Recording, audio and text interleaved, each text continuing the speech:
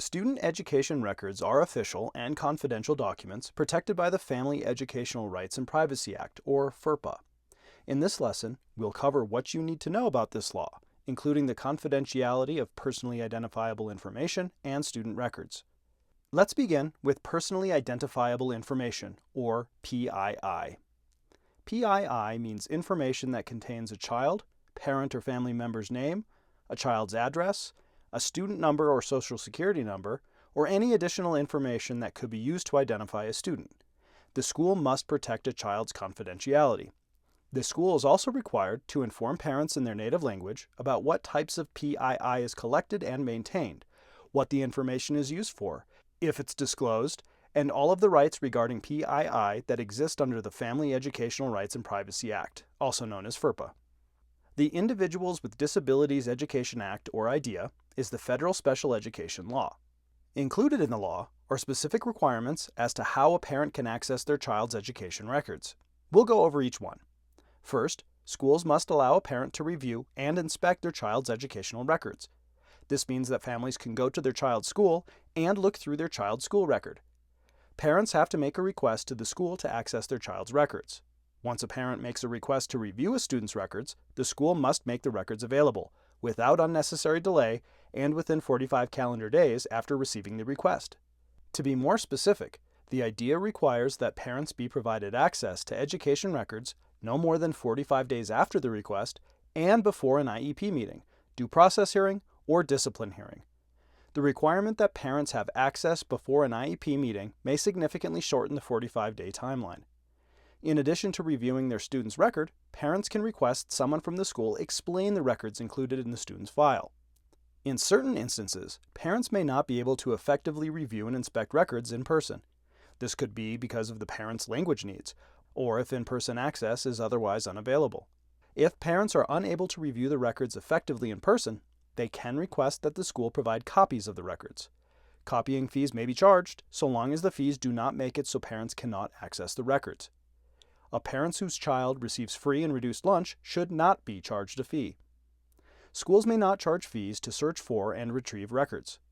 Finally, schools are required to allow parents to bring a representative, like an advocate or attorney, along with them to inspect and review the records. Now let's discuss another scenario involving student records.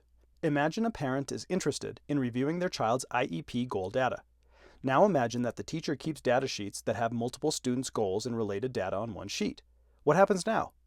We know that schools must keep personally identifiable information confidential, so they cannot share another student's data with a parent. But we also know that parents have rights to review and inspect their child's records. So what happens if your student's records are also combined with another student's PII? The procedural safeguards address this issue directly. If a record includes information on more than one child, the parent is still allowed to review and inspect the record, but they are only allowed to review the information about their own child. This may mean that the school has to redact or cover certain parts of the record that contain other students' information. Or this may be an example of when the school provides a copy to the parent with only their child's information accessible. Another important parent right regarding student records is a parent's right to request their child's record be amended or changed if the information in the record is inaccurate or misleading, or a violation of the child's rights. If a parent believes their student's record needs to be amended, they must make the request to the school. The school then has to decide whether to make the requested change within a reasonable time. If the school refuses to amend the records, parents have the right to request a hearing to determine if the record is misleading, inaccurate, or a violation of the student's rights. The hearing is then held according to the procedures described in FERPA. If the record is determined to be inaccurate, misleading, or a violation of the student's rights, the school will change the information and inform the parent of the change. If the record is determined to be accurate, the school must also inform the parent that the record will remain in the student's file. In this situation, the parent has the right to place a statement explaining their disagreement with the information in the student's record. This statement will become part of the student's record for as long as the school maintains the record. The statement must also be disclosed anytime the contested information is shared by the school to a third party. The IDEA and FERPA both give parents rights to their child's educational records. These rights transfer to the student when they reach the age of 21 in Colorado or when they're attending post-secondary educational institutions. Schools are prohibited from releasing educational records unless the parent or adult student provides consent in writing. There are a few exceptions to the consent requirement prior to a school sharing confidential information.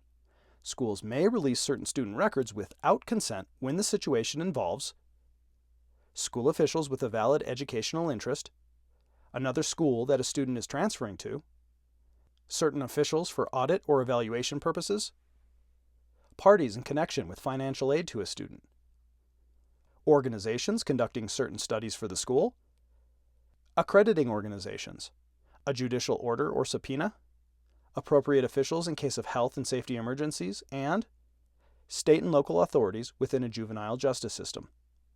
Each school must keep a record of non-parent or non-authorized employee access to education records, including names, dates, and purposes. The school must keep a list of the types and locations of education records collected, maintained, or used, and on request, provide a parent with a copy of this list.